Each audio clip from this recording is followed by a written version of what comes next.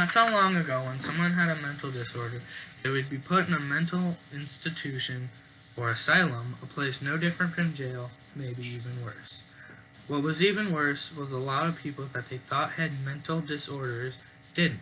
Like, they would put people in these mental institutions if they were poor, homosexual, or a wife who didn't clean the house and fought with her husband.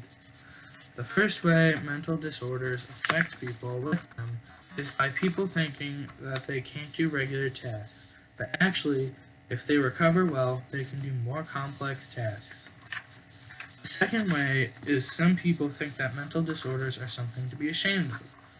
So, people with mental disorders might hide them from loved ones and not get the help that they need, which may cause their mental disorders to get worse.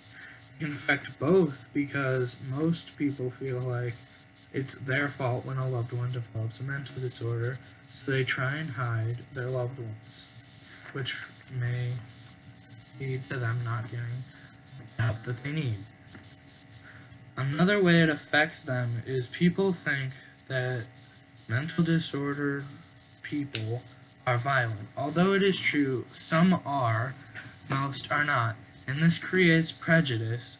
Also, most people say they would not want to live next to someone with a mental disorder, meaning that prejudice is making people want to discriminate against mental disorders. A way it affects people without mental disorders is some men in the 1870s to 1960s tried to put their wives in a mental institution if they no longer wanted to be married and couldn't just divorce for societal reasons. Another way it can affect the people without mental disorders is when someone takes care of a person with mental disorder, they can develop mental disorders like anxiety from constantly being on alert.